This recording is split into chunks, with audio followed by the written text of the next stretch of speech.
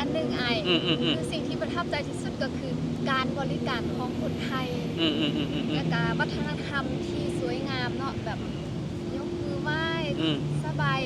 ถ้าภาษาลาวก็สบายดีเนาะภาษาไทยกับผู้หญิงกันสวัสดีค่ะคือแบบเป็นตาหักตาแพงเจ้าสังเกตเห็นแบบนึงบอกการบริการบ่ว่าที่เจ้า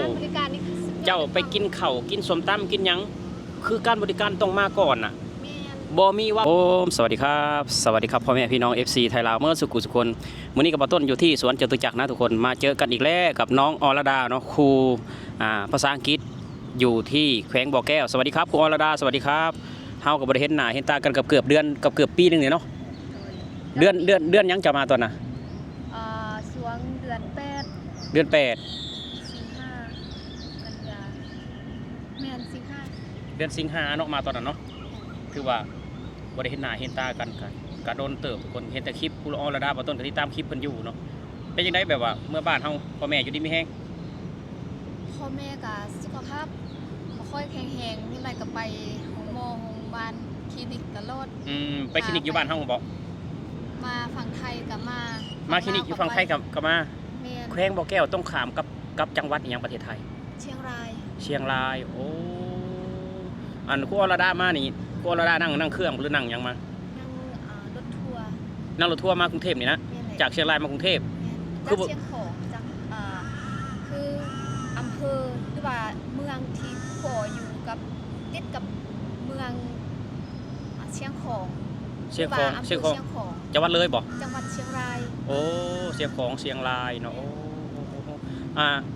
ระหว่างไทยกับลาวเนี่ยขันกันด้วยยังอยู่คุณแม่น้ำคองแบบว่าครูอรดาก็ยังสอนลูกศิษย์อยู่ตอนนี้อันนี้คือปิดเทอมบ่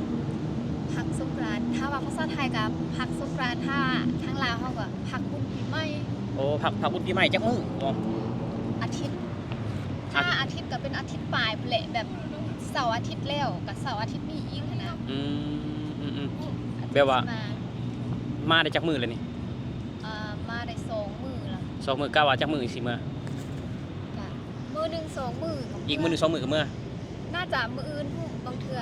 อ๋อบ่อยู่ดนเพราะว่ายังค่าสอนเนาะค่าโรงเรียนเนาะแบบว่า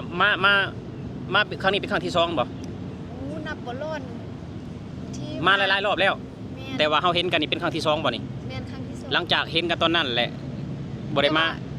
กรุงเทพนี่มาเป็นครั้งที่2ครั้งที่3แต่ตอนนั้นคุณบ่จื้อแล้วโอ้อันนี้มากรุงเทพเป็นครั้งที่3ครั้งนี้โอ้เห็นข่อยเป็นครั้งที่2กันตอนนี้เนาะเป็นได้ของติดใจบ่มาเห็นบ้านเพิ่นแม่นการเดินทางมันสะดวกสบายการกินคนชีวิตเฮาบ่จำเป็นต้องกังวลในการใส่ชีวิตและการเว้าสื่อสารภาษาคล้ายๆกันแปลว่ามาเที่ยวนี่มันมีความปลอดภัยเนาะมีความปลอดภัยไปใช้มาใช้ก็คือสะดวกสบายประทับใจรักแล้วอีกคือถนนคนทาง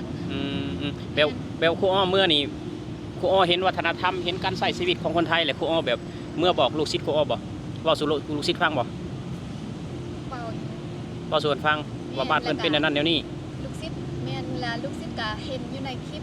โอ้เห็นในคลิปครูอ้อแม่นลูกศิษย์ก็อยากมาเที่ยวลูกศิษย์ก็อยากมาเที่ยวแม่นแล้วก็เพื่อนก็อยากมาแล้ว2 เทื่อเป็น3 เทื่อ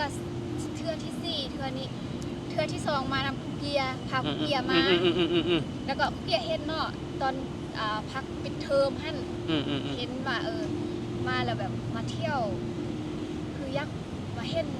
เทปนะก็เลยพาเกียร์มาแล้วเป็นยังครูเกียร์บ่มาเบิ่งนี่เกียร์บ่มากว่าย้อนมาเป็นช่วงสงกรานต์นะเป็นช่วงปีใหม่เนาะแต่ละคนมันมีหน้าที่บ่คือกันที่จริงนะบ้างแผนตั้งใจว่าครั้งนึงในชีวิตอยากมาเห็นเขาเล่นสงกรานต์ฝั่งไทยแม่นแล้วแบบพอดีคุณตากับเสียกระทันหันกันเลยบ่ได้มามือนั่นล่ะนะนาอยู่ฝั่งไทยนี่กับเมื่อพุ่นโอ้แม่นคือว่าอยู่บ้านครูอ้อกับลิ้นคือกันบ่สงกรานต์ลิ้นแต่ห้องซื้อสงกรานต์หรือห้องซื้อหยังเฮาเอิ้นว่าบุญปีใหม่ลาวแม่น จะบ่ อืม บ่ได้เอิ้นว่าสงกรานต์ บ่เอิ้นว่าสงกรานต์ แม่น โอ้ ถ้าว่าเอิ้นว่าสงกรานต์นี่คือเอิ้นตาม ตามไทยซื่อ ภาษาไทย ๆแต่ชื่อจริง ๆ แล้วของบ้านเฮาน่ะคือปีใหม่ลาว แม่นบุญปีใหม่ลาว อืม เรียกบุญปีใหม่ลาว ปีหน้ากูว่าปีหน้าเพิ่นสิจัดใหญ่คือเก่าประเทศไทยเพิ่นจัดใหญ่ทุกปีปีหน้าจะมาเลย มาถึงประเทศไทยนี่วันที่12เลย13 14 15ก็เล่นเลยสงกรานต์สนามหลวงน่ะสุดยอดเลยไปนำน้องนุ่นกับสัมภาษณ์สาวชาวแอฟริกาเพิ่นก็มาสงกรานต์โดยเฉพาะ โอ้สาวแอฟริกา แม่น เพิ่นก็มาแบบมาสงกรานต์โดยเฉพาะเลยบินมาสงกรานต์โดยเฉพาะเลย แม่น นี่แหละคือสงกรานต์ประเทศไทยดังไกลแบบทั่วโลก แม่น นับมือนับ อีก ยิ่ง ไหน นับมือนับคนยิ่งฮู้จักได้สงกรานต์ประเทศไทยนะถ้าว่าบ้านเฮาอยากเฮ็ดให้ปีใหม่เฮ็ดให้ต่างชาติฮู้จักเฮาก็ต้องจัดยิ่งใหญ่คือประเทศไทย แต่ในนามบุญปีใหม่บ้านเฮาก็จัดได้แบบว่าเรียกแขกต่างประเทศไปเที่ยวบ้านเฮาหั่นนะ2-3 มื้อสิกลับแล้วเนาะคุณเนาะ ครับ แม่นบ่แม่นมา 2-3 มื้อนี่ก็สิกลับ เพราะว่าอาทิตย์หนึงก็ใช้เวลาไปงานคุณตาก็หลายมื้อแล้วนะ โอ้ คิดว่าได้มาสัมภาษณ์ได้มาอยู่ฝั่งไทยแล้วก็รู้สึกว่ามันเว้าบ่ออกเลยแบบความรู้สึกแบบเฮาประทับใจในการเดินทางของเฮาอยู่ในประเทศไทยคือ ประทับใจ สะดวก ประทับใจแบบว่า ถนนหนทาง นิสัยใจคอคน แม่อันนี้คือสำคัญหลักๆก็คือคนไทยนี่แหละแม่นคนไทยแบบเขาเป็นมิตรเขามีน้ำใจแล้วก็มาแบบบ่มาโดยที่แบบบ่ต้องกังวลบ่ต้องย่านว่าคนไทยจะรังเกียจคนไทยสิแบบบ่ต้อนรับคนไทยสิถ้าว่าเฮาบ่ฮู้บ่ใดเนาะเฮาถามเขาเจ้านะถ้าก็บ่ต้องกังวลว่าเขาเจ้าสิบ่บอกเฮาอะถ้าเฮาบ่ฮู้บ่ใดเฮาก็สามารถถามเขาได้แล้วกับภาษาก็สื่อสารกัน สื่อสารกันได้ ง่าย คือแบบว่าลักๆเลยก็คือราคาสินค้าตามท้องตลาดหรือว่าตามร้านอาหารเพิ่นสิติดป้ายราคาไว้ แม่น อันนี้คือบ่มีแน่นอนว่ารีดไทยบ่มีแน่นอนว่าโกงราคา แม่น เออ จุดหนึงคือประทับใจแฮงคือการเขาขึ้นรถขนาดถ้าว่าขึ้นแท็กซี่เขาก็กดมิเตอร์คือมันบ่มีโกงขนาดคือสิ่งที่มักที่สุดเมืองไทยก็คือสิ่งนี้แหละ ก็คือ บ่มีการโกง ถ้าว่าเจ้าถือ ใดกันราคา ถ้าเจ้าคิดว่ามีคนไทยเอารัดเอาเปรียบเจ้าสามารถฟ้องเจ้าสามารถเรียกร้องได้ คนไทยเขาก็สิซอยเจ้า เขาคนไทยบ่ทิมบ่ปะนักท่องเที่ยว คนไทยสิบ่ปกป้องคนผิด นี่แหละคือหลายๆประเทศประทับใจนี่แหละคือเสน่ห์ที่ดึงดูดนักท่องเที่ยว แล้วอีกอันหนึงคือสิ่งที่ประทับใจที่สุดก็คือการบริการของคนไทยและการวัฒนธรรมที่สวยงามเนาะแบบยกมือไหว้สบายถ้าแบบถ้าลาวก็สบายดีเนาะภาษาไทยกับผู้หญิงกัน สวัสดีค่ะ คือแบบเป็นตาหักตาแพง เจ้าสังเกตเห็นแบบหนึงบ่การบริการบ่ว่าที่เจ้า การบริการนี่คือสุดยอด เจ้าไปกินข้าวกินส้มตำกินหยังคือการบริการต้องมาก่อนน่ะ แม่น บ่มีเว้ากระแทกบ่มีเว้าแดกดัน เวลาเขาไปซื้อของนี่แหละสิ่งที่ประเทศไทยพัฒนาอีกแบบหนึ่งกันเนาะแบบว่าเห็นแล้วก็โอ้โหเนาะเป็นลูกค้าเหมือนพระเจ้า เขาจนสิไหวเฮานะเขาเป็นลูกค้านะนี่แหละต่างชาติจริงแบบว่าเขามาประเทศไทยเนาะแบบว่าการบริการเขาก็พัฒนาแล้วประเทศพัฒนาแล้วแล้วการบริการก็ยังพัฒนาอีกเห็นแล้วก็โอ้ยอ้ายเมื่อบ้านอ้ายนะไปซื้อปูนซื้อเหล็กหั่นนะสั่งเขาไปขอเอาอะไปซื้อปูนซื้อเหล็กอย่ามาเฮ็ดสร้างบ้านนะสั่งไปขอเอาโอ้เห็นแล้วก็โอ้ยมันยังไม่คือต่างกันแท้ ทึกดาเดือนหนึงไปซื้อผักไปซื้อมะเขืออยู่ตลาดทึกแม่ค้าด่า ได้เห็นยัง